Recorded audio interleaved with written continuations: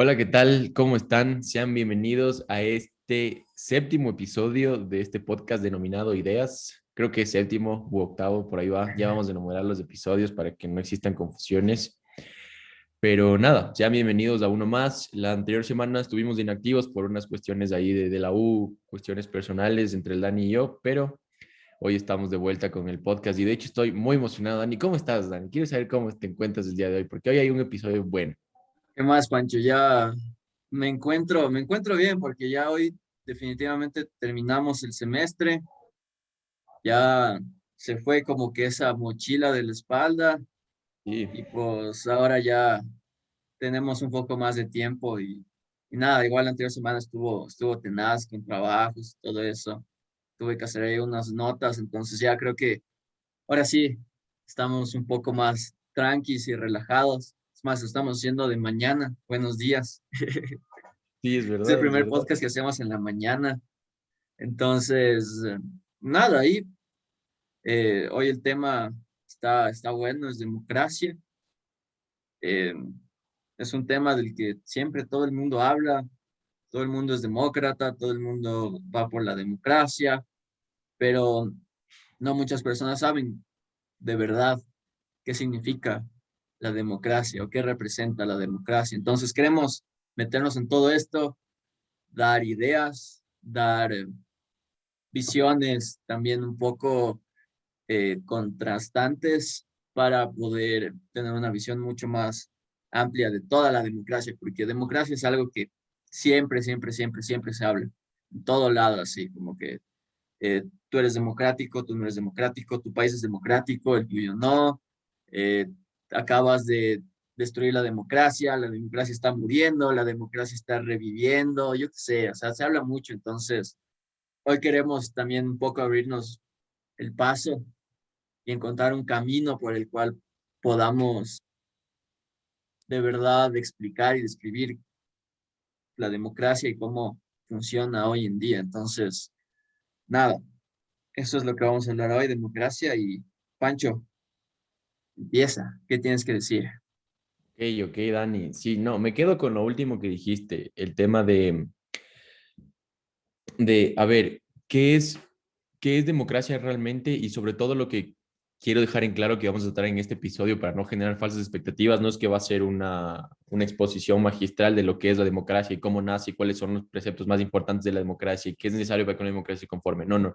Esas cuestiones no vamos a entrar aquí, sino vamos a hablar prácticamente de esta variante de la democracia liberal o liberal democracia, como prefieran llamarla, que es lo que prácticamente es el sistema de la forma de gobierno que ha moldeado la modernidad, donde se supone que todos los estados tienen que llegar, o al menos desde una vista occidental, se dice que es la democracia, la forma de gobierno en que todos los estados deben llegar para que la sociedad sea más resilientes. Entonces, de eso es lo que vamos a hablar el día de hoy. Primero, Dani, quería empezar solo con un simple comentario como para amenizar la conversación.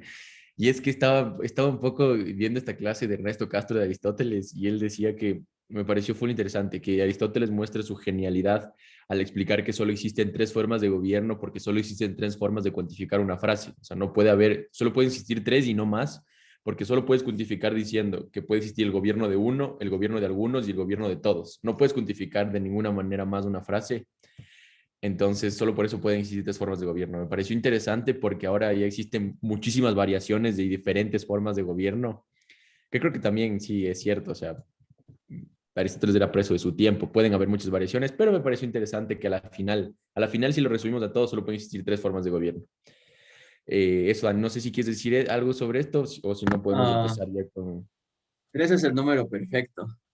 Ajá, tres es el Tres es número. el número perfecto porque el tres tiene un inicio, un medio y un fin. Entonces, sí, creo que Aristóteles tiene muchos conceptos y muchas ideas que aunque pueden de alguna manera parecer muy de su tiempo o muy anticuadas, si es que profundizas de verdad en lo que decía Aristóteles, podemos sacar conclusiones que nos pueden servir hasta ahora, sobre todo en el tema filosófico. Creo que también un día podríamos hablar de Aristóteles, así Sería un de gran cómo ve la episodio. enseñanza, cómo ve todo esto, porque tiene ideas súper interesantes sobre todo en el tema filosófico, de dónde podemos también sacar eh, como que nuestras propias conclusiones sobre lo que está sucediendo hoy en día o sobre cómo está el pensamiento hoy en día. Entonces, sí, Aristóteles. Anota Aristóteles para algún día. Anotado, anotado Aristóteles. ¿Sabes que sí es cierto? Solo ya para terminar con esto, muchos de los pensamientos, o sea, que ahorita me vienen a la mente, seguramente no son muchos, pero como que varias cuestiones interesantes siempre están conformadas por tres cosas, como que, ¿te acuerdas que hablamos de la triada hegeliana? También Aristóteles, básicamente toda su filosofía es en base a tres preceptos sobre lo que sea. Entonces, no sé, ajá, es interesante. Bueno, y algún día deberíamos hablar de Aristóteles. Tú eres el Bueno, número 3 entrando, en el fútbol. Amande. Tú eres el número 3 en el fútbol. Sí, no le hago justicia a ninguno de los jugadores tres que existió en la historia, pero sí. Juegas de Ya, 3, bueno, ya. ajá. A ver, ya, entrando en materia. Como dijimos, vamos a hablar de esta democracia liberal, que, bueno, existen varios debates de dónde nace esta democracia liberal y cómo nace esta democracia liberal, pero yo creo que es justo que partamos de John Locke y de John Locke y de Montesquieu, que son considerados dos de los autores más importantes de la democracia liberal, los pioneros, si es que se puede decir así. Entonces, ¿por qué quería partir de esto? Porque John Locke es el autor que en sus obras hace la crítica al absolutismo, que esta creo que es la principal cuestión de la democracia liberal. O sea, como democracia obviamente entendemos que, Dani, ¿cómo me puedes decir la definición de democracia que habíamos hablado, que es muy simple? Claro, viene del griego demos, que en sí significa pueblo, y cracia, que significa poder. Entonces, poder del pueblo, democracia. Exacto. Entonces, John Locke parte de esto, parte de entender que la forma de gobierno más estable o la más eficiente, o la que debe ser llevada a cabo, es en la que se tomen en cuenta todas las decisiones de los seres humanos dentro de una población determinada. ¿Por qué? Porque cuando existen regímenes absolutistas, no se da esto. O sea, no todos tienen la participación y siempre el poder recae sobre una persona, sobre pocas personas. Y así no estás respetando esa libertad que tienen todas las personas de ser representadas y de cumplir sus intereses dentro de una sociedad, porque en el absolutismo no se puede. Ok, de esto parte John Locke. Antes de darte la palabra, Dani, me gustaría también dar la otra parte de la democracia liberal, y es que la democracia parte de la racionalidad. O sea, la democracia parte de que el ser humano hasta cierto punto sabe, esto ya lo he hablado en otros podcasts, pero la democracia parte de que el ser humano sabe lo que quiere, de que el ser humano es racional. Por lo tanto, el ser humano al momento de elegir sus representantes va a tener la capacidad racional de elegir al mejor representante. Esto ya lo toparemos con mayor profundidad después, porque yo creo que para mí esta es la principal crítica que yo le hago a la democracia, pero ya eso hablaremos después. Ahorita solo la quiero dejar como concepto. Entonces, sí, la democracia parte de esto, de esta racionalidad, de que el ser humano, como tiene la capacidad de conocer lo que es mejor para él, también va a tener la capacidad de elegir al mejor representante. Entonces, esto para dejarlo, Dani, como para darte la palabra, para ver cómo podemos introducir el tema. Sí, o sea, primero partiendo de racionalidad, que luego vamos a hablar más de eso, es difícil catalogar al ser humano como racional siempre y en todas sus decisiones y en todos sus comportamientos, pero también hay que entender cómo funcionaba, cómo era el contexto histórico de la época, o sea, Locke y Montesquieu, todo esto sale de después del Renacimiento, en la Ilustración, cuando los humanos o la sociedad, por lo menos occidental, empezó a tener como que esta iluminación de que la ciencia sobre todas las cosas, de que el ser humano no es el centro de todo, eh, o que el humano es el centro de todo. Bueno, por ahí va. Entonces, como se dio tanto énfasis a las ciencias y como que estaba en auge todo esto y de moda, también se quiso decir que el ser humano es racional, de que el ser humano también responde a ciertas reglas, eh, como que más que naturales o sociales. Entonces se intentaba cuantificar de alguna manera muchos, muchas teorías, muchos conceptos, y por eso creo que también surge lo de la racionalidad, dotar al ser humano de ración, de ser un animal racional en todo sentido. Con el paso del tiempo hemos visto que quizás no están así. Las emociones o lo impredecible que puede ser, llegar a ser el ser humano hace que la racionalidad quede en un segundo plano muchas veces, pero me parece importante también conocer el contexto histórico, como te digo, porque sin eso como que solo vamos a criticar y no vamos a entender de dónde salen o por qué dicen eso. Pero es verdad, la racionalidad es una de las bases por las que surge la democracia liberal, pero podemos ver desde ya que en su base, la democracia liberal, que en esta base racional, pueden haber como que ciertas fracturas o ciertos puntos débiles. Entonces, ahí como que podemos empezar a ver de que desde su concepción hay cosas que no están tan bien definidas. Eh, Eso. Y lo de Locke, que estábamos hablando, que está en contra del absolutismo Exacto. ¿qué más dijiste? O sea, que el absolutismo no te permite alcanzar tus libertades personales, Claro, las libertades tus personales deseos de los otros. personales. Claro, entonces, eh, como que se basa también mucho en el individualismo. O sea, Exacto. la racionalidad por un lado, el individualismo por el otro, porque son tus libertades individuales. También es todo esto de dónde germina el liberalismo, de, de esto de que la individualidad del ser humano es como que lo más alto de todo y lo más importante que tiene. Entonces también podemos ver que la democracia surge de otra base que es una más individual.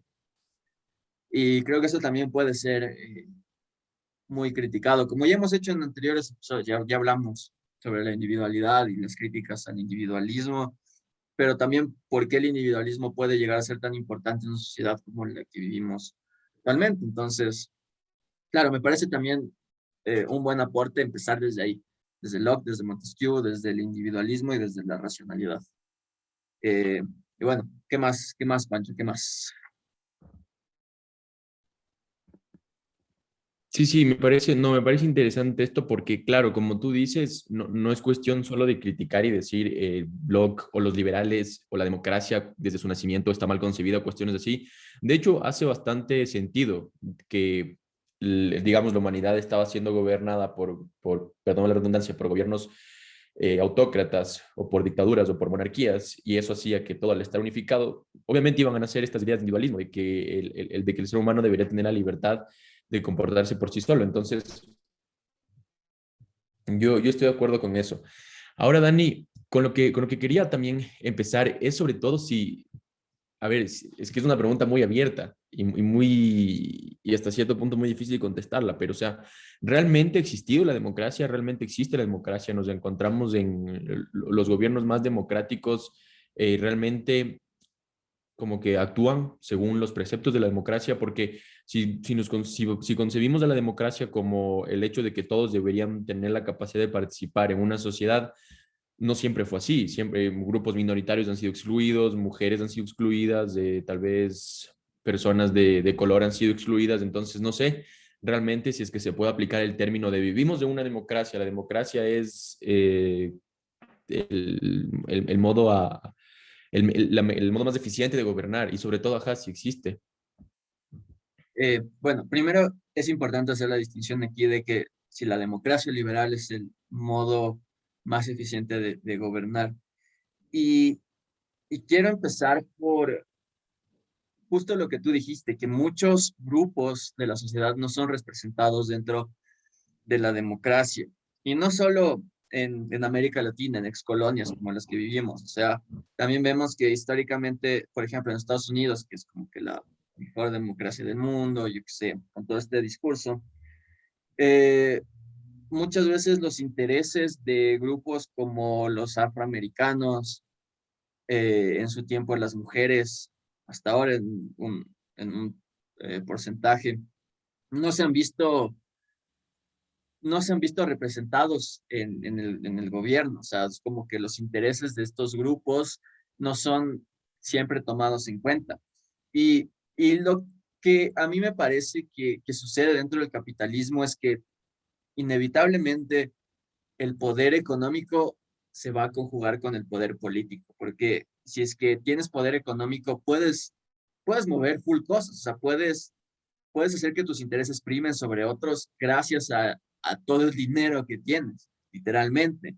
Puedes, puedes comprar ciertos políticos, puedes, eh, no sé, también pasar ciertas leyes que te favorezcan a ti, todo por el poder económico, porque el capitalismo tiende a eso, o sea, tiende a primar como que el poder económico.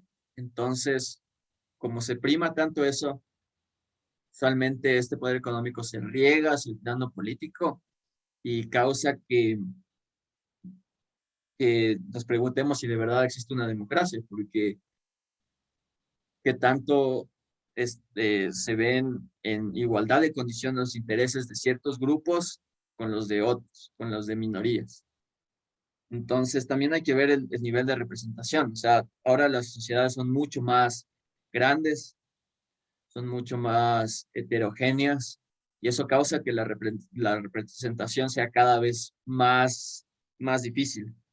Y no sé si la democracia liberal eh, puede resolver estos temas, cómo está estructurado actualmente.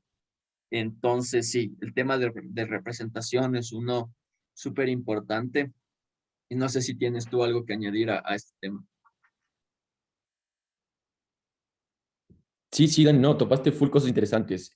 Primero, esta cuestión que dices del poder económico y del poder político a mí se me hace muy importante y porque yo creo que la democracia, y a pesar de que parece que es intrínseca del capitalismo, es muy difícil, porque si nos vamos a las bases del capitalismo, entendemos que para que se dé, bueno, y no solo el capitalismo, no es una crítica al capitalismo, pero en general todas las estructuras siempre ha existido una relación de una persona que domina y un dominado.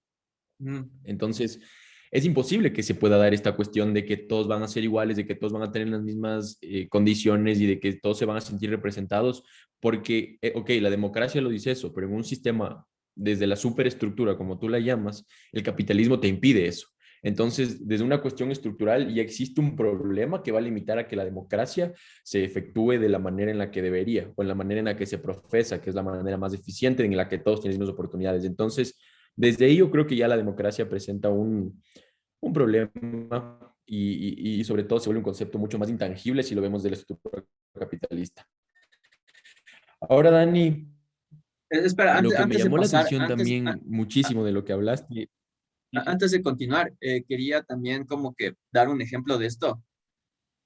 Y creo que el ejemplo más vivo de todo esto es América Latina y cómo está estructurada América Latina y cómo a partir de nuestra herencia colonial se han quedado instituciones que siguen esa herencia colonial y que los estados latinoamericanos en su base también surgieron de esas instituciones coloniales. ¿Qué significa esto? Que hay mucha discriminación y muchos grupos se quedan afuera de las instituciones, sobre todo indígenas, y eso hace que desde la base también los estados latinoamericanos, desde su concepción, tienen como que este medio olor a podrido, así de que no todo ha funcionado como debería, porque históricamente los indígenas han sido cero representación en los estados y también, por ejemplo, Acemoglu y Robinson hablan de esto, en por qué fracasan los países y hablan de que en América Latina las instituciones son extractivistas. ¿Qué significa esto? De que no, no permiten que nuevos actores entren, por ejemplo, en el plano económico.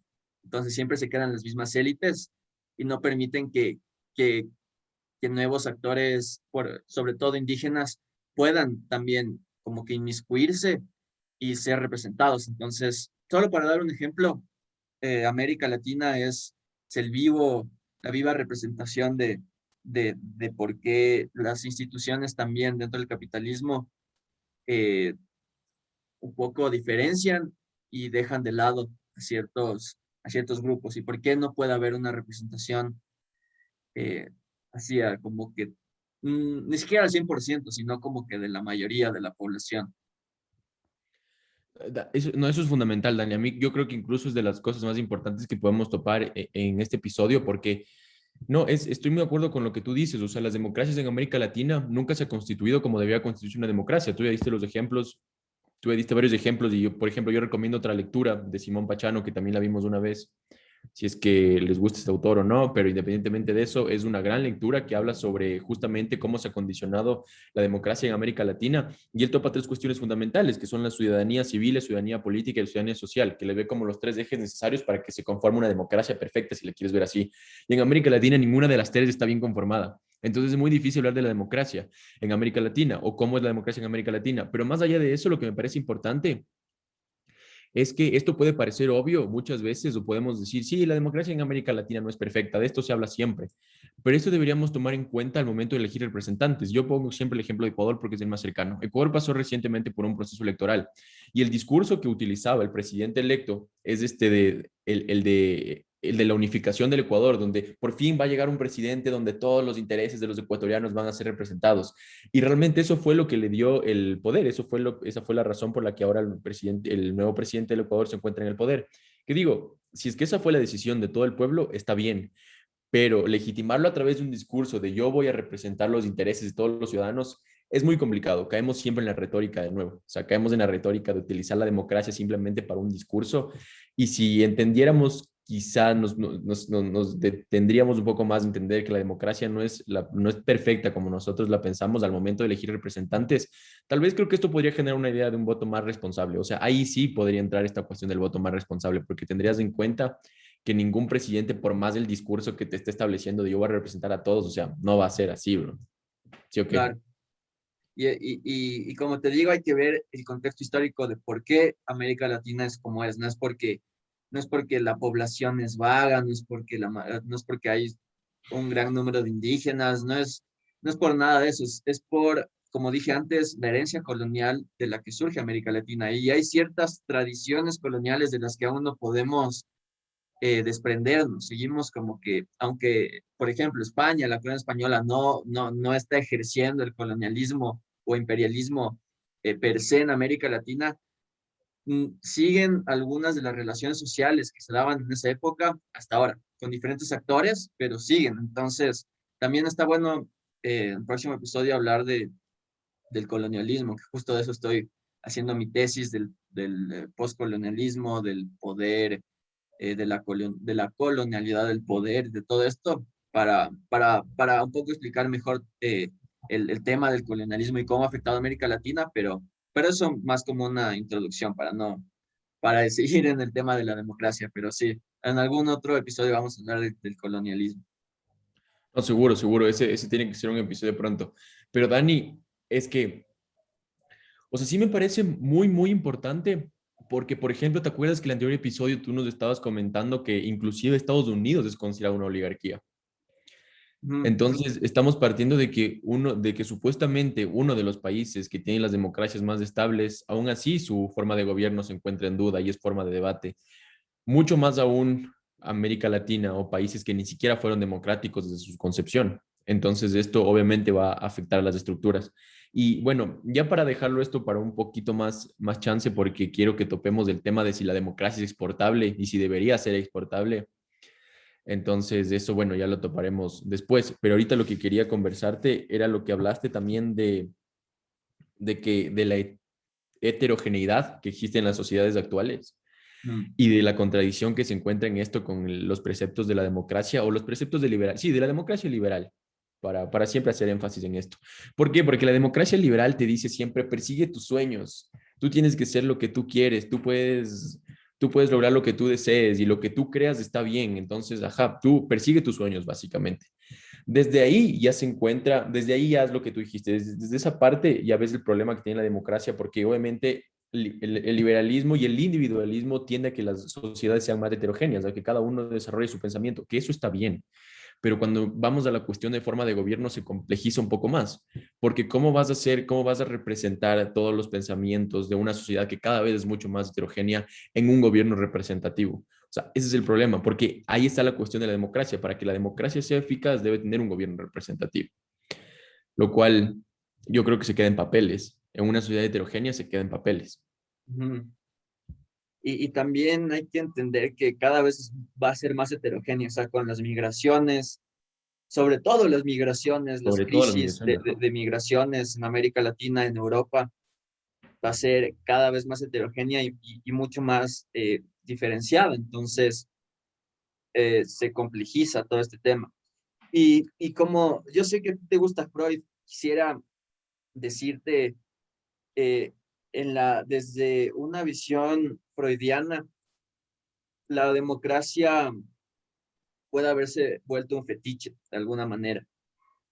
Eh, un fetiche que luego deriva en como, por ejemplo, lo que tú decías, un ejemplo de esto puede ser en ideas como la meritocracia, en la democracia liberal. Y esto es algo que dice Zizek, por ejemplo, dice que en el sentido freudiano de la palabra, la democracia se ha vuelto un fetiche. Muchas personas creen erróneamente de que si es que, por ejemplo, en el país en el que yo vivo es libre, por ende es democrático, por ende la, la gente ordinaria, cualquier persona tiene poder. Y eso es algo que no sucede, o sea, como que se ha metido en nuestro imaginario esta idea de que el poder del pueblo, el poder de que cualquier persona puede cambiar las cosas y que eso es democracia, de que se ha degenerado de alguna manera el concepto social de democracia, el imaginario de todos. Entonces, sí, o sea, por ejemplo, si se lo cataloga como un fetiche, y como tú estás también metido en esto del psicoanálisis, quisiera saber si es que tú como que considerarías que puede ser así también, o sea, la democracia como un concepto, como un fetiche. Sí, sí, totalmente. Es que, o sea, primero porque la democracia es una pantalla para legitimarla. O sea, sí, sí, entiendo lo que dices y voy a partir de esto. La democracia es una pantalla porque, ¿por qué aún la vuelve más peligrosa una democracia que no está bien establecida, digamos? Es por lo que tú acabas de decir, porque todos creen que están tomando la decisión en algo. O sea, el pueblo realmente está legitimando algo y dice, sí, es que yo participo de mi gobierno y participo de las decisiones de mi país y me siento representado y todo, cuando realmente no es así, cuando existen grupos de poder atrás que son los que realmente están tomando las decisiones, pero tú a través de tu voto, es como que, es como esa vez que decíamos de que toma tu fútbol, acá es, toma tu voto, bro. O sea, toma tu voto y te sientes representado y sientes que realmente tus decisiones están siendo representadas o tus intereses están siendo representados por el gobierno representativo cuando no es así. Entonces sí estoy de acuerdo con eso de que pueda convertirse en un fetiche y sobre todo por la cuestión de que Freud le vea a la democracia como, o a la democracia o a la civilización como simplemente un proceso de, como para dominar al ser humano. O sea, no lo ve como otra cosa, porque mientras más civilizado haces, mientras más supuestamente te vuelves más tolerante con todos, sí, más civilizado, y empiezas a respetar y que los derechos humanos y que ya no se puede hacer esto y sociedades más civilizadas, lo único que estás haciendo es cada vez reprimir más al ser humano para tenerlo, porque aquí va la cuestión, porque aquí va la cuestión, porque la democracia se relaciona mucho con la economía de mercado. O sea, necesitas que los seres humanos dentro de una democracia sean dóciles y desde la visión de Freud sean dóciles y tengan estas represiones para que las puedan expulsar a través del consumo. Entonces, eso me parece a mí fundamental. La democracia y el capitalismo están unidos no precisamente porque sean eficientes, sino están unidos porque la democracia, porque el capitalismo necesita la democracia para que los seres humanos puedan consumir. A eso también es la conclusión que hemos llegado desde Freud. Claro, y también ahorita encontré una definición de fetichismo de Freud que puede como que Ok, decir esto en solo unas palabras. Dice, a partir de la noción de fetichismo como una de las modalidades de un lazo social sostenido en la ilusión y la creencia. Entonces ¿qué podemos, puedes repetir eso, Dani, una vez más? a ver, a partir de la noción de fetichismo como una de las modalidades del lazo social sostenido en ilusión y creencia. Ok, Es un ajá, lazo, ajá, es un lazo social que se sostiene como que en estas ilusiones, en estas pantallas, en estas creencias de que la democracia eh, funciona, la democracia da poder a todos. Entonces son como que falsos preceptos que de alguna manera mantienen los órdenes sociales. Entonces, sí, justo lo que tú decías, podemos catalogar la democracia actualmente como un fetichismo desde la noción freudiana de la palabra. Pero aquí va otra cosa, me pareció muy interesante lo que tú dices sobre que el capitalismo necesita de la democracia, pero lo que yo he estado viendo es que quizás el capitalismo o, o el sistema capitalista la gente en poder, mejor dicho, se está dando cuenta de que ahora quizás el capitalismo puede funcionar mejor, es que sin una democracia. Sí, Ejemplo China. sí, sí, sí. Sí, entonces podemos ver que quizás en un futuro esta, esta relación amorosa, democracia liberal, capitalismo, puede ir rompiéndose. O sea, el capitalismo puede tender a ser cada vez menos democrático porque la democracia le está quitando eficacia. La democracia está haciendo que el libre mercado no sea regulado de alguna manera.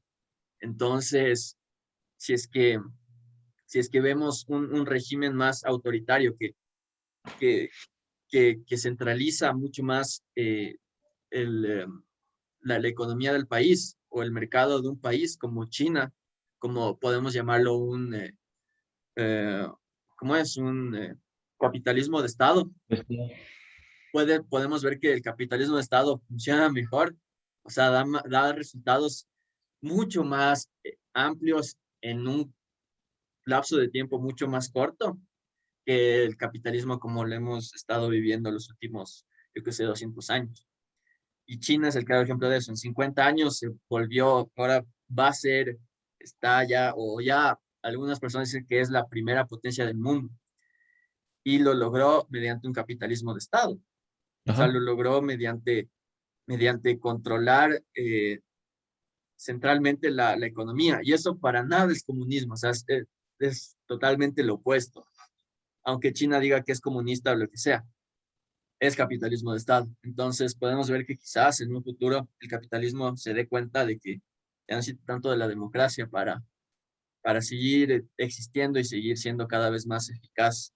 Entonces, eso también puede ser una mirada medio apocalíptica de hacia dónde podemos estar yendo si es que seguimos el mismo camino. Muchos países pueden tomar ese modelo chino y, no sé, llegar a una distopia capitalista, futurista, así en el que solo el consumir está, o sea, tu consumo está dictado por el Estado y, y eso es preocupante de alguna manera. Pero, ujú, ¿tú qué dices? Exacto, exacto. Es que sí, sí, sí, sí. A mí me gusta mucho este concepto y como siempre desde Freud, es que el capitalismo, ajá, ¿por qué me gusta? Por eso me gusta la dialéctica. Me hiciste caer en cuenta muchas cosas interesantes. El capitalismo en lo que se basa es o sea, el capitalismo para llegar al consumo tiene que basarse, según Freud, tiene que pasar por el tema de la represión. O sea, para que el ser humano esté dispuesto a consumir, debe generar ciertas represiones adentro. Entonces, yo creo que simplemente la democracia es como los países liberales lograron llegar a la represión, o sea, es como el medio para lograr la represión. Entonces, ¿por qué China también puede ser muy eficiente? Porque China ha logrado esas cuestiones de la represión humana a través de otras cosas, simplemente. Entonces yo creo que al capitalismo no le importa cuál sea tu manera de reprimir, si bien una democracia en la que supuestamente te dicen que persigas todos tus sueños, o si bien un sistema autoritario como el de China, a la final los dos te llevan al mismo lugar y los dos van a hacer que estés propenso al consumo. Por eso el capitalismo es tan adaptable, porque, ajá, exactamente, no depende, tal vez se creó con la democracia liberal, pero no depende únicamente de la democracia liberal para ser eficiente. Entonces eso sí eso es un gran punto y es muy denso. El capitalismo se puede adaptar a todo. Claro, y siempre el objetivo del capitalismo es maximizar los beneficios. Entonces, lo que más le permita maximizar va por ese lado. No importa si sea autoritario, no importa si sea democrático, no importa. O sea, si es que por donde mejor pueda conseguir más beneficios a menor costo, ese es el camino que tomará el capitalismo, inevitablemente. Sí, y China no es, y como tú dijiste, China no es comunismo, porque si nos vamos ya a la concepción teórica, ya no solo hablando de lo que existe, pero de lo que vemos en los países, en Cuba y Venezuela y China y todo eso, es que nos vamos a la concepción teórica de comunismo. El comunismo no puede existir en un sistema capitalista, o sea, no existe el comunismo ahorita porque no se puede dar, es más un proceso que tendría que llegar. Pero bueno, eso también sería. Debemos hablar del comunismo y del capitalismo aunque siempre estamos hablando de eso, pero solo Sí, centrarnos en sí, eso. sí, un podcast sobre eso. Ajá, ajá. Y no, ya que topamos esto, o sea, ya que estábamos entrando a las cuestiones de que el capitalismo se puede adaptar y de que la democracia liberal no siempre es la vía para llegar, para maximizar el poder del capitalismo, digamos, podremos entrar a esta cuestión de si la democracia liberal se encuentra en crisis, que es un gran debate y ya lo estuvimos topando un poquito, pero es un debate que se habla muchísimo de si la democracia liberal está en crisis y se topa este clásico ejemplo que a mí me parece muy interesante, que es el del Brexit. O sea, por qué también quería traer este ejemplo a colación? Por lo que tú estabas hablando antes de las migraciones, de cómo las sociedades se van haciendo más heterogéneas y ahí se ve una gran limitación en la democracia liberal. Y eso fue lo que pasó en la Unión Europea. Hay varias visiones, pero una de las visiones con las que yo me apego es esta cuestión de que a la final el Reino Unido terminó abandonando la Unión Europea porque su sociedad se estaba haciendo demasiado heterogénea, porque las migraciones le estaban afectando muchísimo. Y esta cuestión de unión que estaba planteando el mismo liberalismo institucional de la Unión Europea terminó presentando varias limitaciones. Entonces, mi pregunta es, Dani, ¿la democracia se encuentra en crisis? Yo tengo una conclusión, pero quiero que la saquemos, pues, creo que lo vayamos desarrollando. Pero la democracia se encuentra en crisis desde tu punto de vista. Eh, Eso me parece súper interesante lo que hablas del Brexit, porque hay que entender que el Brexit también fue un proceso democrático. Exacto. Entonces, podemos también sacar la conclusión de que el principal enemigo de la democracia liberal está dentro de la democracia liberal, no está afuera, no es un enemigo externo, es el comunismo, no es el autoritarismo, es la misma democracia liberal porque tiende a eso, o sea, el capitalismo rompe sus reglas todo el tiempo, o sea, el capitalismo siempre hay mucha ambigüedad y todo esto porque como te dije, tiende a maximizar. Entonces, claro, quizás la democracia liberal, por ser un sistema no tan bien estructurado desde sus bases, desde sus inicios, como que da la posibilidad de que este mismo pueda ser destruido desde adentro, como vemos en el Reino Unido con el Brexit. O sea, el Brexit se dio gracias a que la mayoría de la población británica votó a favor de salir de la Unión Europea. Y si es que vemos, por ejemplo, a lo largo de toda Europa, si es que habrían más procesos democráticos como este, la mayoría de la población de Europa va a estar está en contra de las migraciones. Entonces, la misma población de Europa destruiría a través de procesos democráticos, destruiría la democracia liberal, si es que, si es que hacemos que todo sea democratizado, por ejemplo, porque hay muchos, me atrevería a decir la mayoría de europeos están en contra de todas estas migraciones que están viniendo de Medio Oriente. O sea, no es algo solo de Reino Unido, solo que ahí se dio este proceso. Pero si es que replicamos el proceso en otros países de Europa, quizás también tengamos la misma, el mismo fin. Sí, por ejemplo, que Alemania se salga, o yo que sé, Francia, o así. Entonces, tal vez el enemigo más grande de la democracia liberal es la misma democracia liberal. Sí, exacto, es exactamente eso, Dani. Justo estábamos, la semana pasada nos tocó leer un texto sobre esta cuestión de la crisis del multilateralismo, por lo que tú mencionas, porque los nacionalismos se encuentran en ascenso, perdón. Los nacionalismos se encuentran en ascenso y es inevitable, o sea, es inevitable ¿por qué?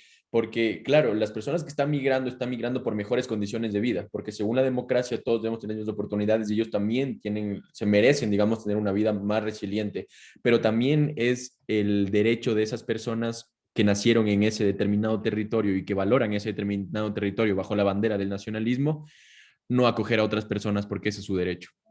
Entonces, ahí hay una gran limitante de la democracia que parte del individualismo. O sea, si la democracia realmente fuera que todos tienen las mismas oportunidades, a nadie le importaría que vengan personas de afuera por buscar mejores condiciones de vida. Sería lógico. Pero es que la democracia no se sustenta tanto en eso, sino la democracia se sustenta en ese individualismo que a la final no tiene, ya en la praxis no tiene mucha coherencia. Y eso, Dani, o sea, sí, es básicamente porque no somos racionales. Porque lo del Brexit, por ejemplo, es un gran ejemplo de por qué realmente no existe tal cosa como la racionalidad. O sea, en un principio los líderes dijeron, lo mejor es unirnos a la Unión Europea, lo mejor es crear esta Unión Europea, mejor dicho, porque va a permitir que la sociedad europea esté más conectada y realmente todos los países se democraticen y lleguemos a todos al mismo lugar. Es lo más Pero racional. ya irracional. Racionalmente es lo que debemos alcanzar. Y luego en la práctica, todas las emociones y todos esos odios de los seres humanos afloraron y ahora Inglaterra ya no es parte el Reino Unido ya no es parte de la Unión Europea.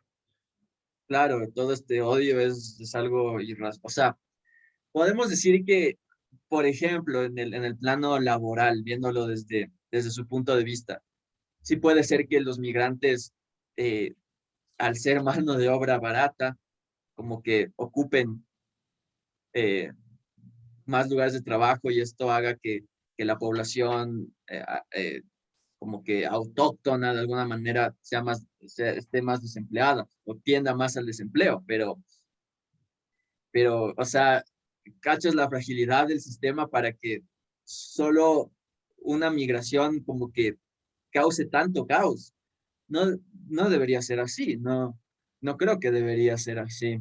Y también que porque el capitalismo como tiende a siempre buscar mano de obra barata y menores costos, va a explotar más a estas personas que están desesperados. O sea, eso también vemos aquí en Ecuador con los venezolanos. O sea, ¿cuántos venezolanos trabajan en condiciones deplorables, con salarios injustos y, y lo hacen porque les toca?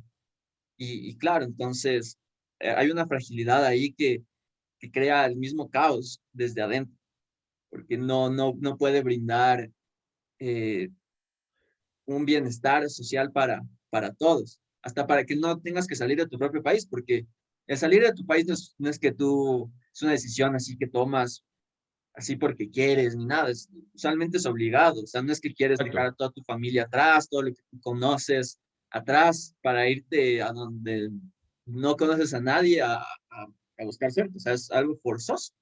Y también es porque no se puede brindar el bienestar suficiente a la población para que pueda vivir bien y en paz. Entonces, claro, es un tema complejo.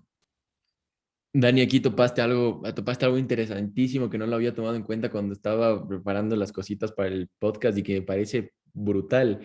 Es esta, porque claro, a la final, ¿por qué parte el odio, como tú ya lo mencionas, por qué parte el odio hacia los migrantes? Es porque, por la cuestión económica, porque es una amenaza económica para la demás población. Ahí hay una cuestión fundamental. Hay un autor que se llama Paul Collier, le pueden buscar en no sé de qué universidad es, pero es re famoso, entonces de ahí lo van a encontrar. El tipo habla de que, claro, una democracia, por eso es tan importante la relación entre democracia y economía de mercado para mí. El tipo habla de que no puede existir una democracia si es que las condiciones económicas no son las óptimas, o sea, si es que no toda la población tiene trabajo, si es que no todos tienen acceso a seguridad económica. ¿Y por qué dice él esto? Porque usualmente todos consideramos que la democracia es eficiente cuando se aseguran todos los derechos políticos, por ejemplo, o todas las cuestiones políticas. Y ahí decimos, bueno, ya una democracia es esta porque nuestra constitución dice que somos una democracia y porque podemos votar. Ok, Paul Collier dice que no, una democracia no va a ser eficiente. Paul Collier le vea como que a las cuestiones políticas en el segundo plano. Primero tiene que ser lo económico. O sea, primero tiene que estar asegurado el empleo, primero todos deben tener condiciones laborales óptimas para que puedan desarrollarse bien y después van las condiciones políticas. Entonces ahí vemos una gran fragilidad de la democracia liberal, porque el Reino Unido es evidentemente una democracia liberal. En cuestiones políticas es una muy buena democracia, pero cuando ya entra el fenómeno de la migración, ya se rompe esa cuestión económica, ya no puedes lograr esa eficiencia económica, esa eficiencia laboral, y ahí se ve una gran limitante de la democracia. Entonces me pareció full interesante eso, Dani. Claro, podemos decir que la democracia liberal entonces no es suficientemente resiliente frente Exacto. a, a externalidades o a factores externos que llegan y pueden causar una crisis. Eh, También quería decir que a través de la democracia se pueden legitimar ciertas acciones que no se podrían legitimar de otro modo. O sea, como que la democracia es, es ese switch que te deja, yo qué sé, por ejemplo, en Estados Unidos, por la democracia vamos a invadir Medio Oriente, o por la democracia vamos Exacto. a, a entrometernos en los asuntos de cierto país, porque nosotros somos democráticos y ellos son antidemocráticos, o vamos a hacer una guerra por la democracia. Entonces, perdón, la democracia ha llegado a legitimar acciones, primero antidemocráticas y acciones que no se pueden legitimar de otra forma. Entonces, es como que a través de la democracia tienes esta como salida para, para poder decir, para poder justificar los actos en este caso, Estados Unidos, pero hay muchos otros casos de otros estados. Entonces, desde invasiones a Medio Oriente, golpes de estados en América Latina, todo esto se hace en nombre de la democracia. Entonces, ¿qué valor, qué significado de verdad tiene la democracia? Porque ¿qué es? O sea, la democracia ahora también puede servir para justificar eh, matanzas a inocentes, a civiles, todo en nombre de la democracia. Y también en eso ha- se ha degenerado la democracia, en ser solo una justificación más, una forma de legitimar acciones que no se van a poder legitimar de otra forma. Sí, de acuerdo. Creo que una gran manera de ver esto es que la democracia como forma de gobierno es casi nula, es nula o casi nula. En lo que se convirtió la democracia es en retórica, en un discurso. Como tú lo dices, nuestro interés como Estados Unidos es tener control sobre Medio Oriente por cuestiones geopolíticas, económicas, como le quieras ver, entonces vamos a utilizar nuestra cuestión de la democracia para intervenir y así lo vamos a legitimar a través de todo, Y pero no lo también están porque la haciendo. democracia es un fetiche, por el fetiche Y de es, la democracia. Eso también permite que legitimes las cosas. exacto, entonces podríamos decir que los fetiches son discursos, siempre. Podríamos llegar a también esa conclusión. Pero Sí, sí, no, me parece muy interesante esto, Ani, me parece muy interesante y es porque para mí es así. Yo en la democracia a mí no me parece, porque para ir entrando ya a la conclusión, por ejemplo, a mí la democracia no me parece un sistema tan malo. El problema es que ya no es una forma de gobierno, es justamente retórica, es un fetiche. Dejémoslo como eso, dejémoslo como eso. La democracia es fetiche, es retórica, es un discurso que es utilizado para seguir dominando, para que una clase superior, si es que se quiere ver así, tenga el poder sobre otra clase inferior. O sea, no es más que otra forma de gobierno, otra forma de legitimar las relaciones de poder, como siempre hemos visto, que es lo que se da a lo largo de la historia de la humanidad. Y antes, para que des tu conclusión, Dani, mi conclusión es que entonces, para mí la democracia no es que se encuentre en una crisis. Yo creo que la democracia ha tenido ya crisis importantes. La Primera Guerra Mundial, la Segunda Guerra Mundial son momentos donde el relato liberal, el relato democrático liberal se ha visto, sí, ha sido cuestionado. Entonces yo creo que como tal ahora la democracia no se encuentra en una crisis y sobre todo porque a pesar de que tiene muchísimas limitaciones, no veo otro relato, o sea, no creo que prefiramos estar en un sistema como el de China, no sé, o sea, estoy hablando desde mi percepción, pero digo, yo al menos no preferiría estar en un sistema como el de China o Rusia o países de Medio Oriente, donde también existen estados fallidos. En América Latina también Venezuela es considerado un estado fallido, pero en general sí, no creo que exista otro sistema, a pesar de sus limitaciones, no creo que abandonemos a la democracia por otro sistema, Dani. Esa es como mi conclusión de todo esto. ok.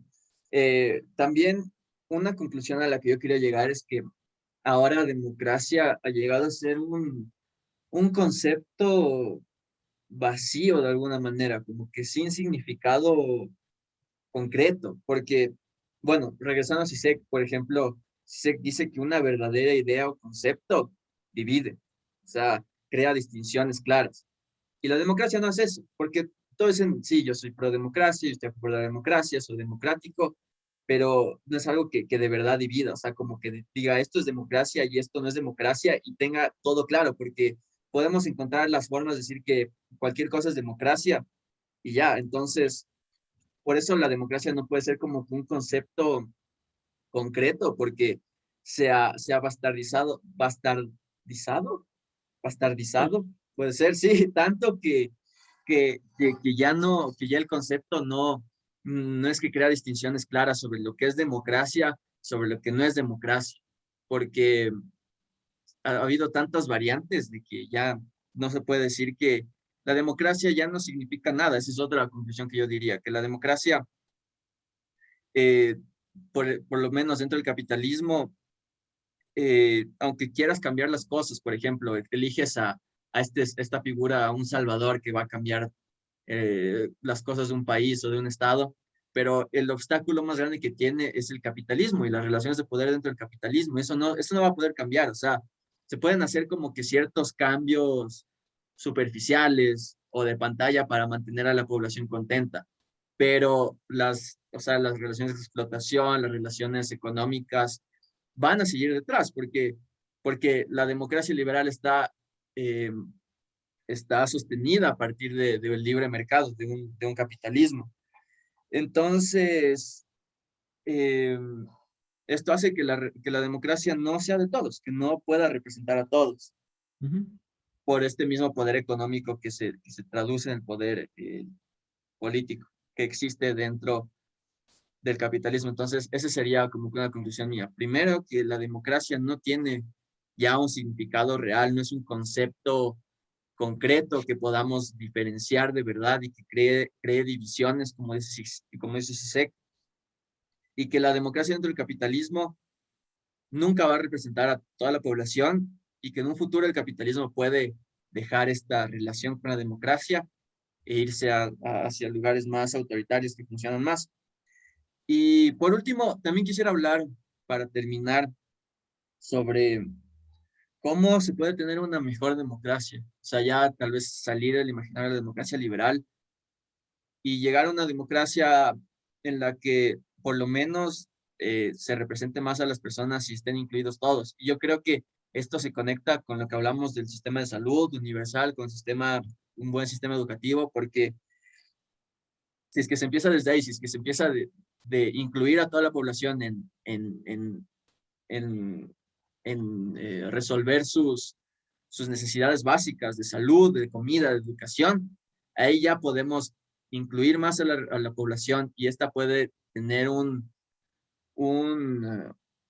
papel político mucho más importante y ya puede ser representada dentro de una democracia real. Entonces, como que el liberalismo o el neoliberalismo ahora está a favor de la privatización, está en contra de una, por ejemplo, un sistema de salud universal o de lo público. Entonces, esto hace que cada vez eh, sean mucho más como que reprimidos ciertos grupos que no pueden acceder a estos servicios básicos. Entonces, yo creo que para construir una democracia real, deberíamos empezar por sistemas de salud universal, por un buen sistema educativo gratuito, también por eh, otro tema que queríamos hablar era del salario básico universal. Sí, Eso también pueden eso. ser pasos para llegar a una democracia, salir de la democracia liberal y llegar a una democracia mucho eh, más eficaz y que de verdad represente a todos. ¿Tú qué piensas de eso? De acuerdísimo, Dani. Creo que esto es un poco de lo que hablábamos, ¿te acuerdas cuando hablábamos de meritocracia y decíamos que como tal de los conceptos de democracia, de meritocracia, yo y sé que tú no nos encontramos totalmente en contra. O sea, no es que esas concepciones o esas formas ideales de gobierno o de sociedad sean malas. La cuestión es cómo son utilizadas como discursos justamente ya para no redundar en tanto en el tema, pero el problema no son esas formas, sino el problema son cómo se utilizan a través de discursos para legitimar las relaciones de poder existentes. Entonces, yo estoy totalmente de acuerdo en lo que tú dices, Dani, que para que exista realmente democracia debemos topar estas cuestiones estructurales del sistema. Y cuando estamos diciendo que estamos topando cuestiones estructurales del sistema, quiere decir que queremos modificar la estructura. ¿A qué quiero decir con esto? Que yo sí soy de la idea de que deberíamos llegar al Estado socialista. Ojo, aquí con muchos paréntesis de lo que conocemos conocemos como socialismo. Yo me refiero aquí al Estado socialista, a la transición de capitalismo, la transición entre capitalismo y comunismo, el medio, el socialismo, el Estado socialista que es necesario para posteriormente llegar a una sociedad comunista o al comunismo. Sociedad comunista es un poco más utilizado el término, pero por eso yo sí creo que por eso yo sí creo que al modificar las estructuras deberíamos llegar a un Estado socialista. O sea, la verdad es que sí. Pero hablando del Estado socialista como no como el Estado benefactor y mayor gasto público y No igual un donde hay estado mucha... gigante, así que Ajá, esté no, sobre no, todo. Eso es exacto, China, eso es capitalismo de Estado.